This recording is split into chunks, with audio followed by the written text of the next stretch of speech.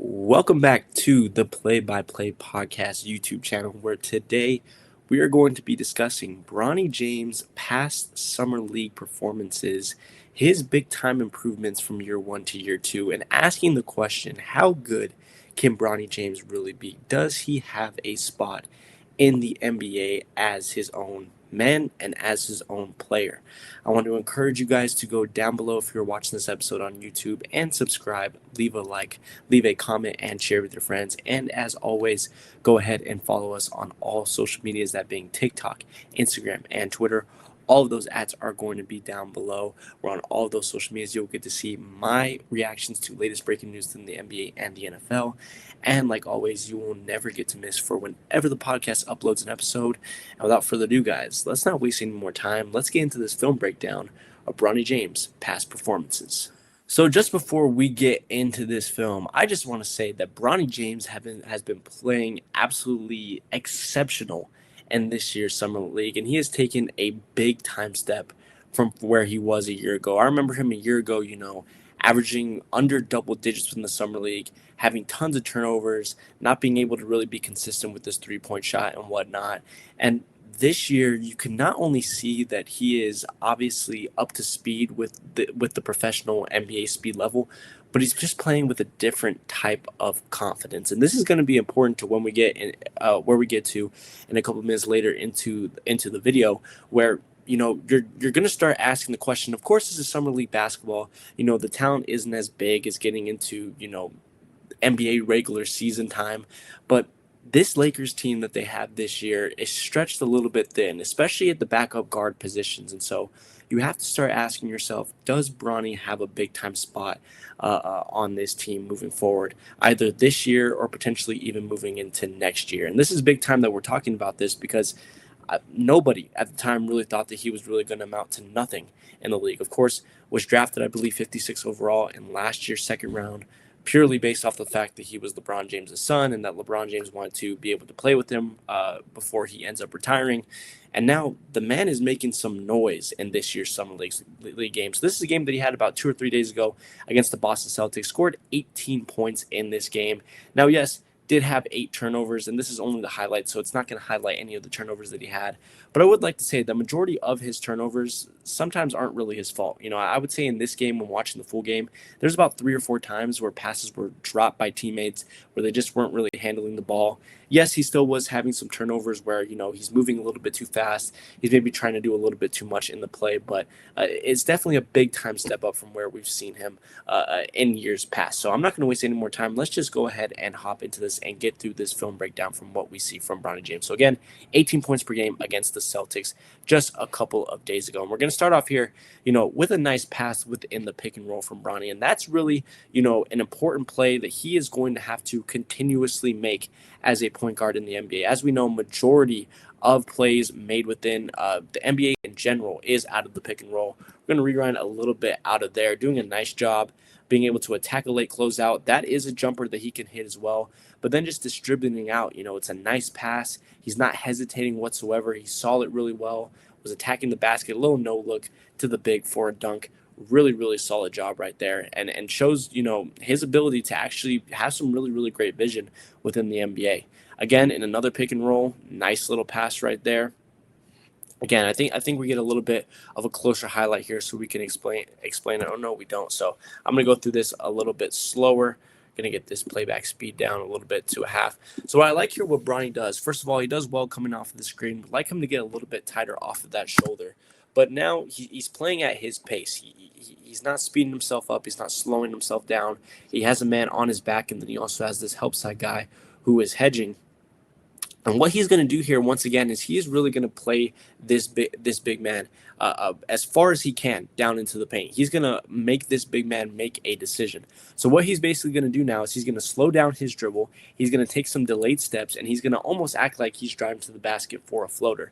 And once again, this big man now has a choice. Is he going to guard this Bronny floater and get to his man, or is he just going to guard Bronny completely, leave off the roll, and just leave it to the help side guy to get there? So Bronny slows down, takes some delayed steps, takes a little bit of a jump to look like he's floating. The help side doesn't get there. The big man ends up committing, finds the opening, makes the pass right there. Really solid job by Bronny, and really just, manipulating the defense in any real way that he wants. And again, not the highest level of basketball that he's going to go against, but that's something that we also saw out of him in the G League last year as well. Again, faces pressure, nice strong take to the rim. Going to be able to play through contact here. Bang, nice, lowers the shoulder. And the floater is something that you're going to see continuously from him in these games, which again is really important because he is such an undersized guard. That you see it right there once again. And again, it all plays through the pick and roll, which he has done a really great job.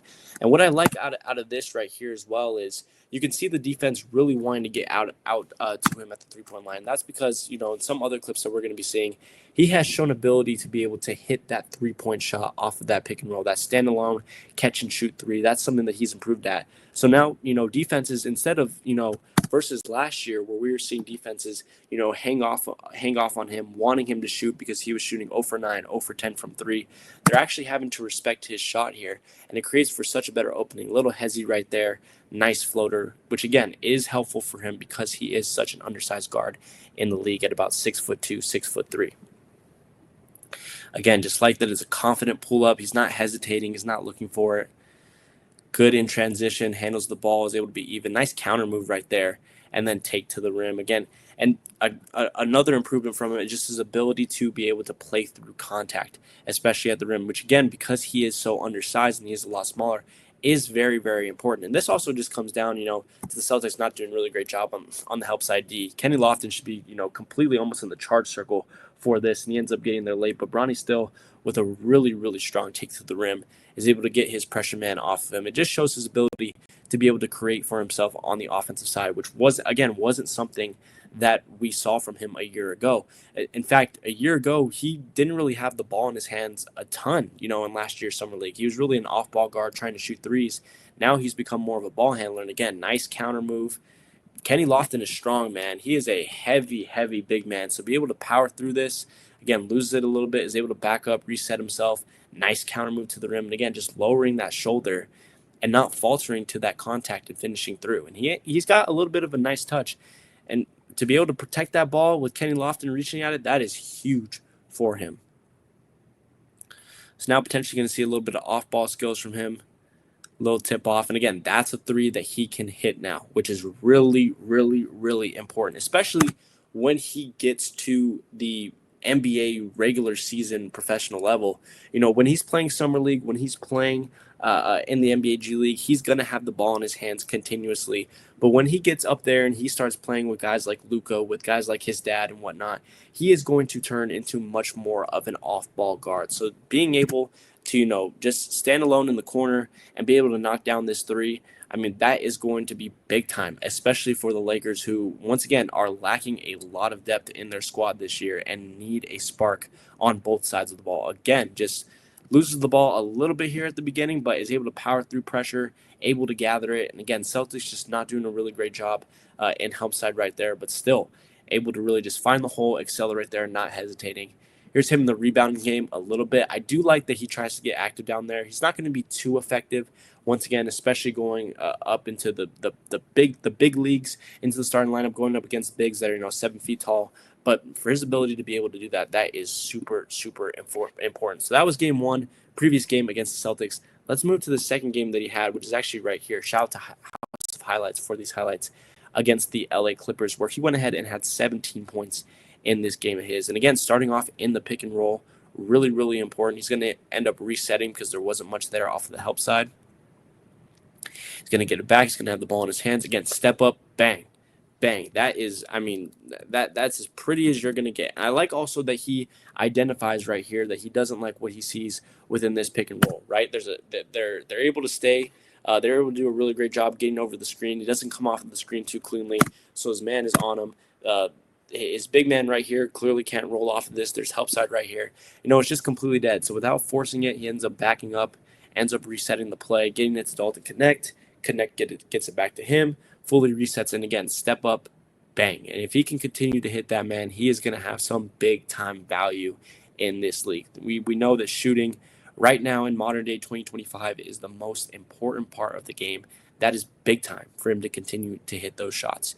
Here we go, going to come off a screen. And again, just confidence radiating, man. For him to be able to just take that to the hole, no hesitation.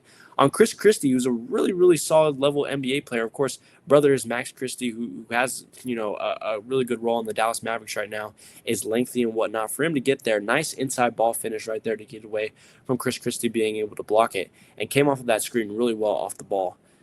Nice little jab steps right there. Again, I don't mean to sound like a broken record, but these were just not things that we were seeing from him a year ago in Summer League. A year ago, he honestly looked completely uninterested in even being there and even playing. He looked scared, really, really nervous. But for him to do stuff like this, man, like just to catch the ball, get into a triple threat, little jab steps, quick counter moves, step back. I mean, that's incredible, man. Like the development that we've seen from him over a year is absolutely insane. And for him to have that type of confidence to go ahead and take those shots, I mean, like you guys know, if you guys have played basketball, if you have confidence, you're just going to play a lot better. If you're not second guessing yourself, it's going to be a lot better for you in the long run because you're just going to be able to attack, quickly get to the rim with no questions asked right there. Again, him a little bit active in the rebound game, is able to hit, a little bit of a quick handoff right here. We're going to get back to some offensive game. Again, another pick and roll, nice slice pass on the side to the big man coming around. Again, let's slow this down a little bit. Again, most important part of the game, majority of offenses are played through the pick and roll. So especially as a point guard, you need to know how to do this. So the big man's going to come up. He's going to set a screen on the right side, a little bit lower than you would want it to. But Bronny actually plays this really well at trying to get as even as possible going downhill. His speed is able to get, the guy back on his hip. Help side comes. This dude is late. Perfect side pass. And they're not going to be able to get there to recover for that layup. So beautiful execution right there out of the pick and roll from Bronny and the big man. Again, guy on his back. This guy goes to help. This guy is never going to be able to recover because he's on Bronny, and bang, that is wide open every time. He will get so many open looks, so many assist numbers if he can play that type of game. Again, counter look, much bigger guy on him, is able to just make a big-time floater. Bang, turn around. I mean, nice. Doesn't second guess, goes all the way to the hole. Bang. Again, pick and roll, sees his man, easy. That's where he's going to get his numbers. Again, coming through now here in transition, gets a little bit stopped. I mean, I do like that shot. I would also like to see him just take it to the hole here. I mean, if he kind of just, I know he wanted the dunk, but if he kind of just continues to roll down here into the charge circle, that's an easy bounce pass to be able to get to the rim. But he decides to back up. And again, the three-pointer is a lot more consistent this year from him, which is really, really nice to see. Again, doesn't like the pick and roll, gets pressured a little bit too much, so ends up resetting it. Nice counter moves on a bigger guy. Is able to get the hand around a little bit, clear him, and get to the basket. I mean, that's a foul. Got to be honest. That's a little bit of an offensive foul from him to be able to go around like that. But again, it also shows that there's creativity from him, right? He's not, one-dimensional. He's not just hitting one certain move every single time. He's finding, different ways to be able to get to the rim there. And this is the one part that he definitely does need to improve at, and it's a piece that head coach JJ Redick has talked about with him in the past, right? There was an interview that came out a couple of weeks back where JJ Redick said that he spoke to Bronny, saying that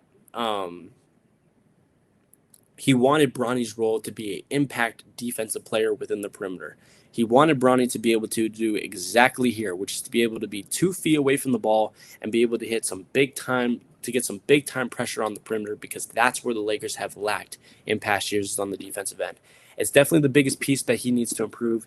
He ends up, getting hit with a counter move and gets blown by here to the basket. He's able to get away with a little bit of physicality right there. But so that's definitely where he needs to improve, right? His vertical movement and whatnot. And if he can keep his hands off and hands free from being able to foul. But if he does that, again, there's solid rotational minutes for him. And this is important because when you look at this Lakers roster as of right now, we're going to switch gears here for a second. And I apologize for pausing, and we will end up getting back to the videos. But when you look at this Lakers roster, I mean, there's just not a lot of depth here, right?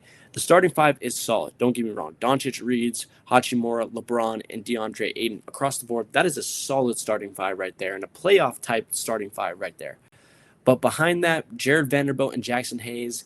Hayes did look better, especially towards the end of the season last year, at the end of the regular season, and in the playoff series that they had. Vanderbilt, I don't think that they've actually been utilizing Jared Vanderbilt enough. He is really, really solid on the defensive end when you get him going and can be using the pick and roll. Jake LaRavia, I believe that they got from was it the Memphis Grizzlies? The Sacramento Kings. I apologize. Actually, a really, really good shooter, 47.5% from the field, 42.3% three-point split right there. So LaRavia is a really solid three-point shooter. But if you look at their shooting guard and point guard spots, I mean, could Bronny James play a Gabe Vincent role? I definitely think that he can. Gabe Vincent has 100% been one of the weakest links on the Lakers in past years being on their team. 6.4 points per game, 40% from the field. And if you look at his three-point splits, he's shooting 35% from three. Can Bronny do that? Can Bronny just impact the game enough defensively and then hit 2 threes a game? I definitely think that he could play within that. Jordan Goodwin, with all due respect, man, 5.6 points per game, 44% from the field, 38% from three. I mean, similar numbers to Gabe Vincent. How much is he really going to be a big-time impact on the Lakers bench? Can Bronny play this type of role? I mean, a man that, yes, did have a solid season 2023, 2024 coming off the bench for the Memphis Grizzlies, but that was also playing, 30 minutes per game, pretty much being a starter on the Grizzlies roster. So when he gets lower minutes, his numbers definitely tend to decrease and his efficiency goes down. So can Bronny play within this role? If Luka gets hurt, if Gabe Vincent gets hurt, can he step up and do that? Can he, potentially be like a Shake Milton and whatnot, who's also on the Lakers roster? I definitely think that he could do that. And of course, he's going to have time in the G League and whatnot to continue to develop, which is going to be nice.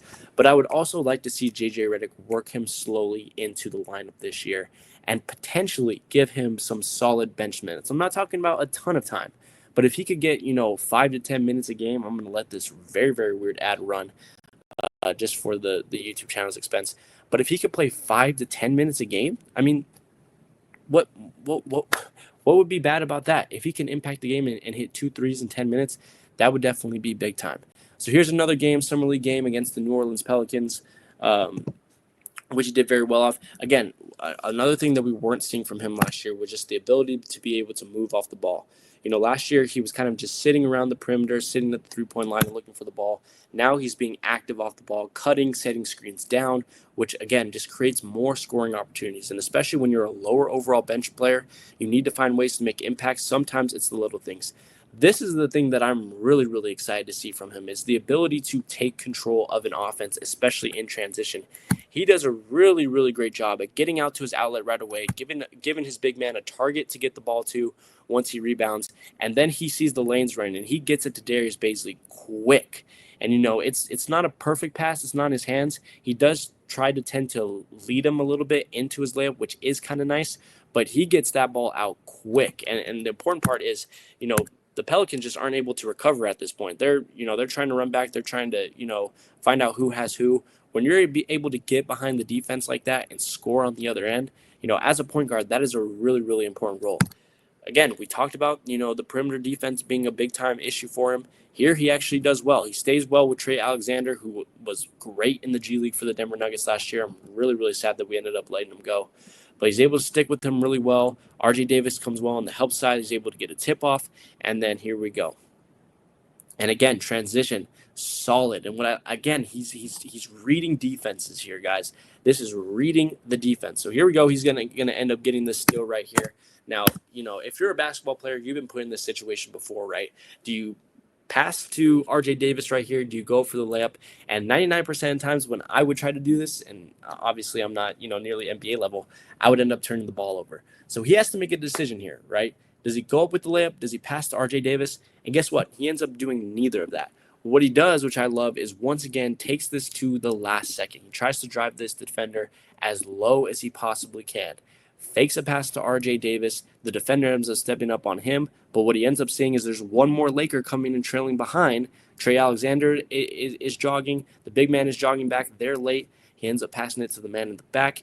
Wide open for a dunk. So solid vision from him back there.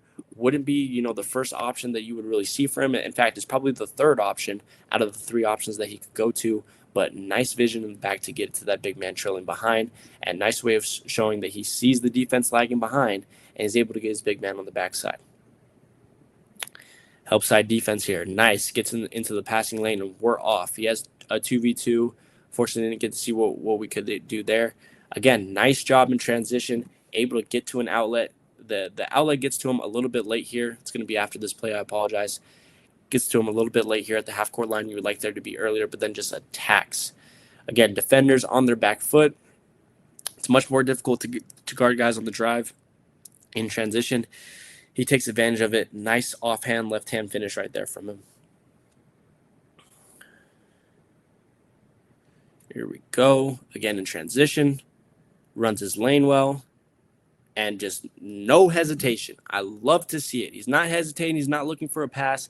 He knows what he wants to do. If you take even a half second here, the ball's going to get stolen. He knows what he wants to do, gets to the rim, and bang, nice finish. Delayed finish, is able to get some good hang time on that layup. And again, finishes through, solid contact. That's first round pick Derek Queen right there, baby. Nice pass off the inbound right here. Nice vision, is able to get it off the longer defender. That was against Jeremiah Fears. And he showed some good competitiveness against Fears and whatnot. They were getting a little bit chippy in there, which was also nice to see. Again, it's confidence, it's competitiveness that's coming from him. I hate to sound like a broken record and continuously repeating myself. But again, bang, nice three-pointer right there.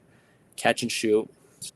So, ultimately, guys, Bronny James just looks so much more improved as a basketball player. He's showing his ability to compete with first-round level talent, right? He's showing some big-time confidence. He's not hesitating very much when he's going on. He's doing a great job as a point guard to be able to control his offense, not just in the pick and roll in the half court, but also getting out as an outlet and being able to find guys within lanes, within transition, which is big time. He has some really solid vision. His three-point shot is getting more and more consistent.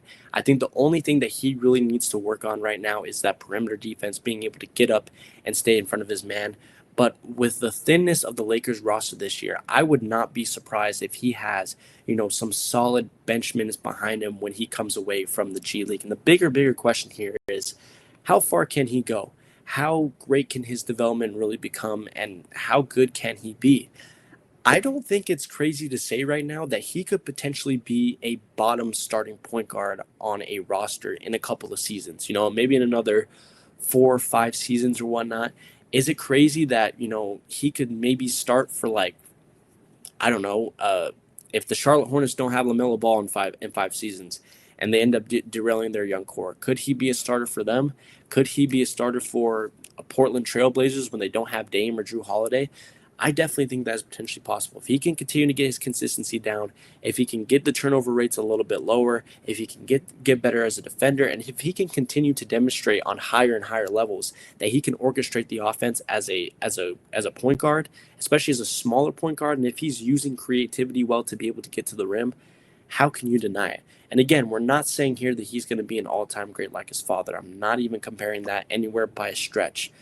But could he be a really solid backup point guard, really solid six-man? Could he potentially even be a bottom starting point guard in the NBA?